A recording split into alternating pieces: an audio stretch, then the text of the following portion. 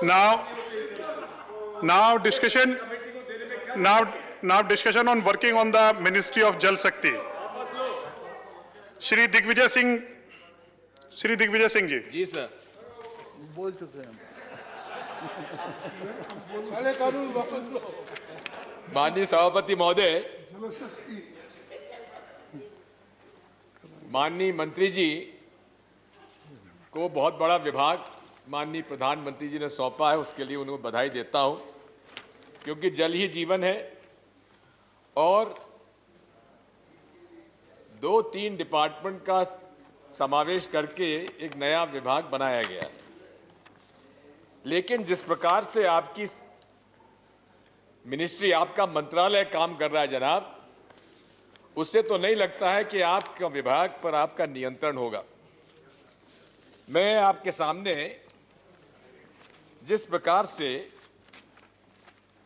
इस विभाग के स्टैंडिंग कमेटी के रिकमेंडेशंस जो आई हैं उसकी तरफ ध्यान आकर्षित करना चाहता हूं। Non utilization of funds, non availability of funds तो खैर ठीक है, आप मांग कर रहे हैं। मॉनिटरिंग नहीं हो रहा ऑनगोइंग प्रोजेक्ट्स का, इनकम्प्लीट प्रोजेक्ट्स कॉस्ट ओवररन्स। और यही नहीं है, मैं आपके सामने बताना चाहता हूं, यूटिलाइजेशन ऑफ फंड्स जो है, आप 10th रिपोर्ट देखेंगे तो रिकमेंडेशन 1, रिकमेंडेशन 3, 5, 6, 15, 17 और 19, इन सभी रिकमेंडेशंस में एक ही बात है माननीय मंत्री जी, कि आपके पास पूंजी होने के बाद भी आप खर्च नहीं कर पा रहे हैं। जरा इस बात पर ध्यान दीजिए।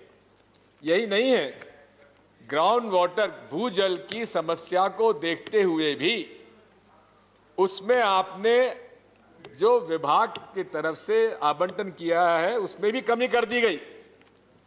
इसी के साथ साथ आप देखेंगे कि जल जीवन मिशन आपका 2018-2019 में आप खर्च कर नहीं कर पाए, 2436 करोड़ खर्च नहीं कर पाए। 19-20 में 4631 करोड़ खर्च नहीं कर पाए। रोज हम टीवी पर आपके विज्ञापन देखते हैं, स्वच्छ भारत मिशन के ग्रामीण का 18-19 में 10,683 करोड़ रुपए आप खर्च नहीं कर पाए। 19-20 में 10,475 करोड़ आप खर्च नहीं कर पाए। आखिर किस प्रकार की सरकार आप चला रहे हैं, मैं नहीं समझ पा रहा हूं। इसी के साथ साथ फंड स्वच्छ भारत मिशन ग्रामीण में भी 9,994 करोड़ से घटाकर आपने 6,000 करोड़ कर दिए। यही नहीं है, आपकी कमिटेड लायबिलिटी भी बढ़ती जा रही है। पैसा रखा हुआ है आपके पास, आप कर्ज लेते चले जा रहे हैं, लायबिलिटी बढ़ाते जा रहे हैं। प्रोजेक्ट्स का हमारी सरकार ने, यूपीए सरकार ने एक्सीलरेटेड इरिगेशन बेनिफिट प्रोग्राम के लिए प्रावधान किया था, उसको आप पूरा नहीं कर पा रहे हैं। 99 प्रोजेक्ट में से केवल 44 प्रोजेक्ट ही आप पूरा कर पाए। यह आपका 10वीं रिपोर्ट में है। उसमें यह भी रिकमेंडेशन है कि बहुत पुअर मॉनिटरिंग की जा रही है। ये मैं नहीं कह रहा हूं, आप ही के पार्टी के माननीय अध्यक्ष महोदय की ये रिपोर्ट मैं आपके सामने रख रहा हूं। माइक्रो इरिगेशन में तो 6,10,000 करोड़ हेक्टेयर का टारगेट था और आप कितना पूरा कर पाए? केवल 15,000 हेक्टेयर में ही आप माइक्रो इरिगेशन को लागू कर पाए। ये रिपोर्ट का अंग है 10वीं रिपोर्ट का। इसी के साथ साथ नमामि गंगे, क्लीन गंगा फंड में भी आप पैसा खर्च नहीं कर पाए। वाटर एफिशिएंसी के लिए आप समझते हैं कि बहुत ही महत्वपूर्ण है, उसके लिए भी अभी आप पिछले 3 सालों से कोशिश कर रहे हैं, मसला कैबिनेट के सामने भी आप नहीं ला पाए। आपको मैं निवेदन करना चाहता हूं कि आखिर इस प्रकार का मंत्रालय, आपसे तो बड़ी उम्मीद थी माननीय मंत्री महोदय, आप युवा हैं, पढ़े लिखे हैं, संभावनाएं भारतीय जनता पार्टी को राजस्थान में आपसे बहुत कुछ है, लेकिन इस प्रकार का यदि आपका परफॉर्मेंस होगा तो माफ करेंगे, की बहुत ज़्यादा उम्मीद हम लोगों को नहीं होगी, हमको तो है भी नहीं, भाजपा को भी नहीं होगी। मैं विशेष तौर से आपसे कहना चाहता हूं कि वाटर पॉलिसी राजीव गांधी जी ने 1987 में वे लाए थे और उसके बाद यूपीए सरकार में 2012 में उसको वापस रिवाइज किया गया। आवश्यकता इस बात की है कि नई परिस्थितियों में माननीय मंत्री जी आपको वाटर पॉलिसी को फिर से चर्चा करानी चाहिए और उसके आधार पर अपनी नई पॉलिसी बनाना चाहिए।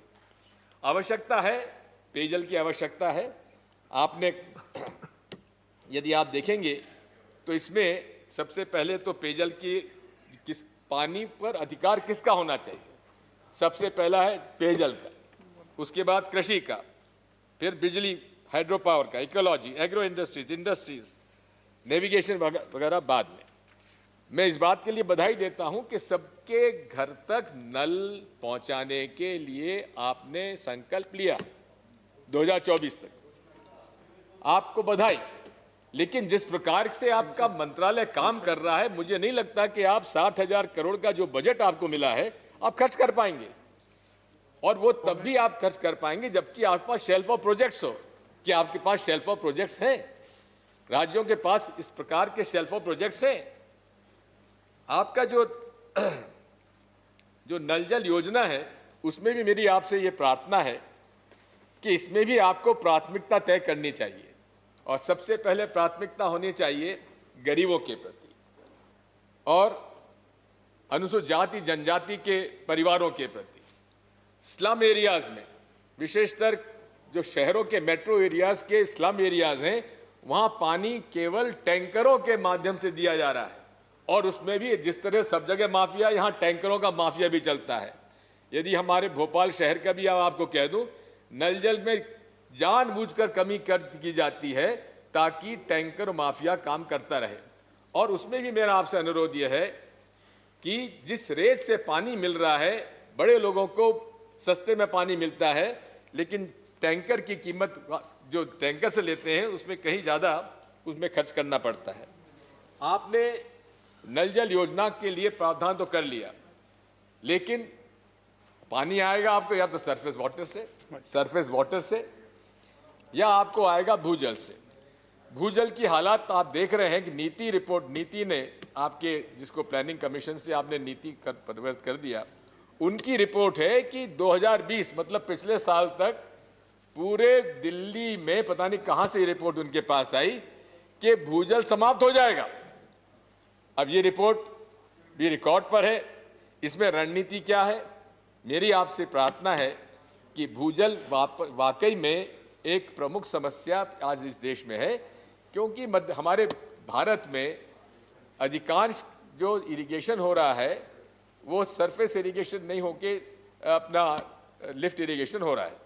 इसके लिए मेरी आपसे प्रार्थना है, मैं कई दिनों से इस बात के लिए कह रहा हूं, जब मैं मुख्यमंत्री था तब भी इस बात को कहता था कि केंद्र सरकार को सब सॉइल एक्विफर्स का डिटेल्ड सर्वे करवाना चाहिए। हमारे अंडरग्राउंड अनेक बड़े बड़े कैविटीज़ हैं, बड़े बड़े एक्विफर्स हैं, कई ऐसे इलाके हैं जहां की अगर जो सरफेस रन ऑफ है, आज हालात ये है कि लगभग 60% से ज़्यादा पानी जो हमें वर्षा से आता है वो सब समुद्र में बह के चला जाता है, क्योंकि एक तरफ जहां वनों का क्षरण हो रहा है और वहीं उसी तरह से हम लोग उसका रेन वाटर हार्वेस्टिंग नहीं कर पा रहे हैं। इसलिए मेरी आपसे प्रार्थना है कि इसको टॉप प्रायोरिटी पे लेना चाहिए और विशेष तौर पर आप ग्राउंड वाटर पर ध्यान देने की आवश्यकता है।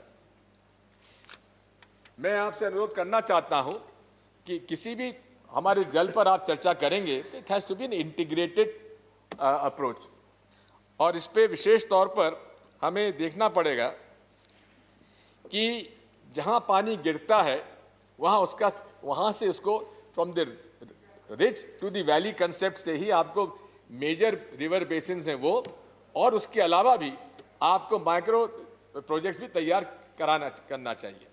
मुझे इस बात की प्रसन्नता है कि देर से आए दुरुस्त आए, प्रधानमंत्री जी ने अब catch the water where it falls का कंसेप्ट वो लाने का उन्होंने घोषणा की है, अभी किया कुछ नहीं है।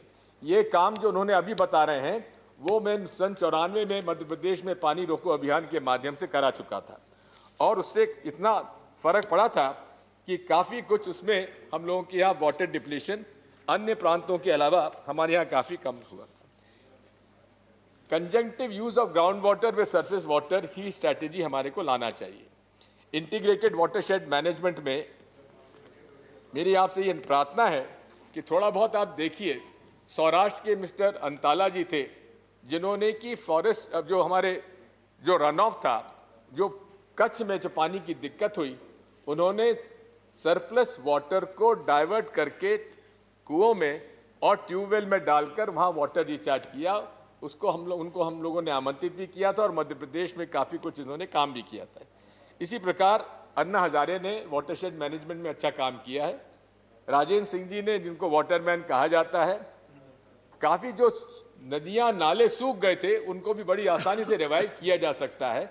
इस बारे में आपको वाटरशेड मैनेजमेंट पर पूरी तरह से ध्यान देने की आवश्यकता है। वाटर हार्वेस्टिंग का काम आपके राजस्थान में होता आया है, आज से नहीं आ रहा, हजारों सालों से होता आया है।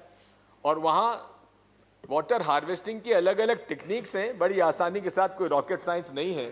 ये एज ओल्ड प्रैक्टिसेस है, इनको ही आप अडॉप्ट कर लेंगे तो बड़ी आसानी के इसके साथ काम किया जा सकता है। हम लोगों ने मध्य प्रदेश में जितने बिल्डिंग लॉज थे उसमें मैंडेटरी कर दिया था, कोई भी बिल्डिंग बनाएगा उसमें वाटर हार्वेस्टिंग के लिए बाध्यता होगी, लेकिन इंप्लीमेंट नहीं हो रहा है। कानून बन जाता है लेकिन उसका नियम नहीं बन पाते हैं। हम लोगों ने नियम भी बना दिए थे। मेरी आपसे प्रार्थना है, इसको आप सारे देश के जो लोकल बॉडीज के मंत्री लोग हैं उनकी बैठक बुलाइए और इसको मैंडेटरी कर दीजिए कि वाटर हार्वेस्टिंग जब तक आप नहीं करेंगे तब तक आपको बिल्डिंग परमिशन नहीं दी जाएगी। इसी के साथ साथ जो वेस्टेज होता है पानी का, उस पर भी ध्यान देने की आवश्यकता है। रिसाइकलिंग ऑफ वाटर, जिनीवा में और लियोन्स में जो सीवेज वाटर होता है उसको 7 बार रिसाइकल करके पानी के लिए, पीने के पानी के लिए तैयार किया जा सकता है। पानी की समस्या वाकई में आने वाले दिनों में गंभीर होती जाएगी, इस पर आपको ध्यान देने की आवश्यकता है। टेक्नोलॉजी आज आसानी से ले सकते हैं, बड़ी आसानी इसको प्रैक्टिस, इसको इम्प्लीमेंट किया जा सकता है, लेकिन इसमें पॉलिटिकल विल की जरूरत है। मैं आपसे अनुरोध ये भी करूंगा कि हर वर्ष ग्राउंड वाटर लेवल्स का हर जगह का असेसमेंट आपको करना चाहिए। किस इलाके में, हालांकि इसमें ग्रे एरियाज हैं, ब्लैक एरियाज बनाए गए हैं, कुछ नियम और कानून बनाना चाहते हैं, लेकिन इसको ग्राउंड वाटर को आप रिचार्ज करते रहिए। अब मटके का पानी जो हजारों साल से नीचे भूजल में इकट्ठा है, निकालते चलिए, निकालते जाइए, अगर आप उसमें डालेंगे नहीं तो चलेगा कैसे काम। इसलिए recharging of ground water should be your priority. मैं इसी के साथ साथ ये भी अनुरोध करना चाहता हूँ कि हमारा देश भी अद्भुत है। एक तरफ जहाँ बाढ़ आती रहती है वहीं ड्राउट रहता है। आज इस बात की आवश्यकता है कि सही वाटर मैनेजमेंट प्रैक्टिसेस यदि आप लागू करेंगे, सही नीतियाँ बनाएंगे तो उस पर आवश्यकता अनुसार आप उसमें काम किया जा सकता है। मेरा आपसे अनुरोध ये है कि बहुत बड़े पैमाने पर हम देखते हैं हर साल जो हिमालयन रिवर्स हैं, गंडक और कोसी में हर साल बाढ़ आते हैं। आरपी सिंह जी यहाँ विराजे हुए हैं जी। गंडक और कोसी में जो बाढ़ आती है उसमें विशेष तौर पर ब्रह्मपुत्रा पर वो बाढ़ आती है। क्या हम लोग उनके कैचमेंट एरिया में, हालांकि इंटरनेशनल बात आती है, नेपाल, चाइना और भूटान से इस बारे में चर्चा करना चाहिए। हालांकि भूटान ने पावर जनरेशन में काफ़ी कुछ अच्छा काम किया है, नेपाल के साथ भी बैठ के करना चाहिए। चीन के हमारे संबंध ठीक नहीं हो सकते हैं किन्हीं कारणों से, लेकिन फिर भी वाटर यूटिलाइजेशन के बारे में उनसे चर्चा करने की आवश्यकता है। बड़ी डिबेट चलती है माननीय बड़े प्रोजेक्ट और छोटे प्रोजेक्ट्स के मामले में। मैं इसको इतना ही कहना चाहता हूँ कि इंटीग्रेटेड अप्रोच की आज आवश्यकता होती है। बड़े प्रोजेक्ट्स में हमेशा शिकायत इस बात की होती है कि साहब रिहेबिलिटेशन और रीसेटलमेंट के लिए दिक्कत आती है। इसमें बड़ी 2-3-4 विषय ऐसे जिन पर कि अगर आप ध्यान देंगे तो आसानी इसका हल किया जा सकता है। प्रॉपर एडवांस प्लानिंग होना चाहिए, पर्याप्त मात्रा में राशि उपलब्ध कराना चाहिए और विशेषकर लोगों के रोजगार के लिए और उनकी खेती के बदले खेत की जमीन उपलब्ध कराने के लिए आपको योजना बनाना चाहिए। महाराष्ट्र के अंदर इसका कानून बनाया गया था कि कोई भी बड़ा इरिगेशन प्रोजेक्ट आएगा तो कमांड एरिया में सरकारी जमीन या लोगों के जो इनको फायदा होने वाला है उनकी जमीन अक्वायर करके लैंड हाउसेस को वहां पे दी जाएगी। और ये कानून हमने मध्य प्रदेश में भी लागू किया था। इस पर मैं आपसे ये भी निवेदन करना चाहता हूं कि यूटिलाइजेशन की कमी रहती है। जो आपने प्रोजेक्ट में आपने डिजाइन किया है उसका यूटिलाइजेशन 50, 60, 70% ज़्यादा नहीं हो पाता है, क्योंकि कमांड एरिया डेवलपमेंट पर जितना ध्यान देना चाहिए उतना नहीं हो पाता है। मैं इस बारे में आपसे अनुरोध ही करूंगा कि कमांड एरिया डेवलपमेंट पर विशेष तौर पर ध्यान देना चाहिए। रीसेटल साइट्स पर भी पूरी तरीके से उनके इंफ्रास्ट्रक्चर बनाना चाहिए। आज भी नर्मदा नदी पर सरदार सरोवर के लैंड हाउसेस के आज भी प्रकरण लंबित हैं। मेधा पाटकर जी इस मामले में काफी प्रयास कर रही हैं, उसका उल्लेख है। और उनकी जहां कमीशन रिपोर्ट आज तक विधानसभा में टेबल नहीं की गई है, क्योंकि उसमें के पूरे प्रकरण सामने आ गए थे। मैं इसी के साथ में ये भी कहना चाहता हूं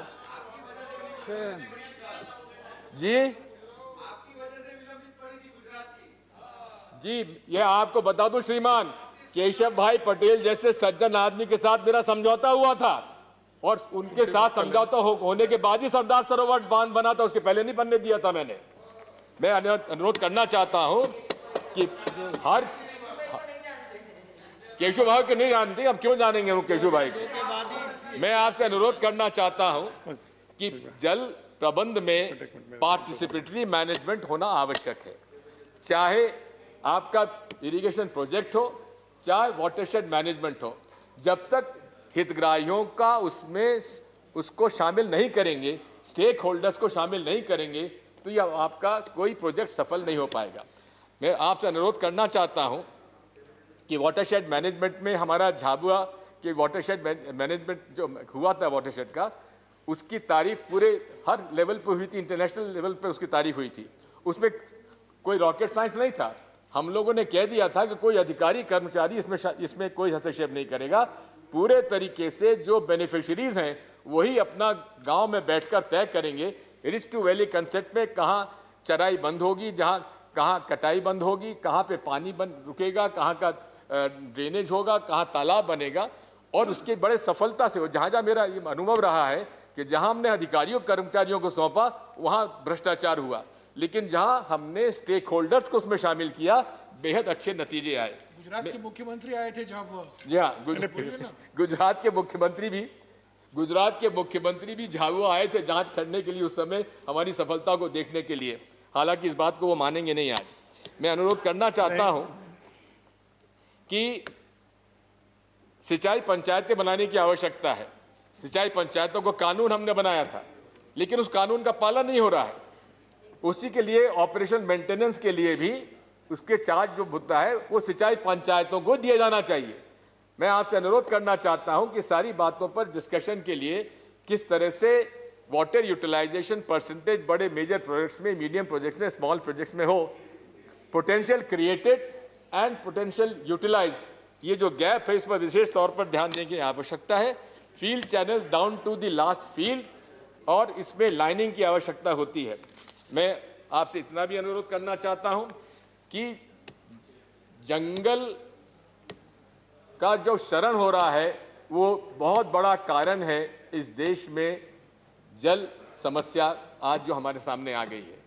जो आपने अभी देखा, जिस तरह से ग्लेशियर से वाटर से पानी से वक्त हमारे उत्तराखंड में परेशानी हुई। आवश्यकता इस बात की है कि हमें इसे पूरे जो प्रकृति ने हमें जो कुछ दिया है उसका पूरे तरह से दोहन सही तरीके से होना चाहिए। महात्मा गांधी जी ने ठीक कहा था, there is enough for everyone's need but not enough for everyone's greed. तो उस ग्रीड से आगे हटकर हमने काम करने की आवश्यकता है, और वो तभी संभव है जबकि हम इन टोटलिटी इस बात को देखेंगे कि जहां से पानी गिरता है वहां जंगल ना कटे, और बड़े बड़े प्रोजेक्ट्स में जो कैचमेंट एरिया है उसको कैचमेंट एरिया ट्रीटमेंट के लिए विशेष तौर पर ध्यान देने की आवश्यकता है। मैं इस आपसे ये भी कहना चाहूँगा कि इस पूरे विषय में आपको इस बात पर ध्यान देने की आवश्यकता है कि सभी जो वाटर हमारे एक्सपर्ट्स हैं उनसे चर्चा करना चाहिए। जो लोग यहाँ पर जिन्होंने इस पर काफी काम किया, इंटरनेशनली बहुत काम हुआ है इस पर, किस तरह से हम इंटीग्रेटेड वाटर यूज का काम कर सके, क्योंकि अब आप देख रहे हैं दिग्विजय सिंह कि जी। एक समस्या, वन मिनट, ओके, हम समस्या देख रहे हैं कि जब तक जल को हम सही उसका उपयोग करके सही बंटवारा नहीं करेंगे तो हालात धीरे धीरे ये आते जा रहे हैं कि समस्या और बढ़ती चली जाएगी। और लोग तो अब ये कहते हैं, हालांकि प्रॉफिट्स ऑफ डूम कई होते हैं, कि 2050 तक जाते जाते हमारे देश में पानी एक गंभीर संकट का रूप ले लेगा। इसलिए माननीय मंत्री जी, अपने विभाग को कसिए, जरा दिखाइए दम। चेयर को एड्रेस। धन्यवाद। धन्यवाद। श्री गोपाल नारायण सिंह जी।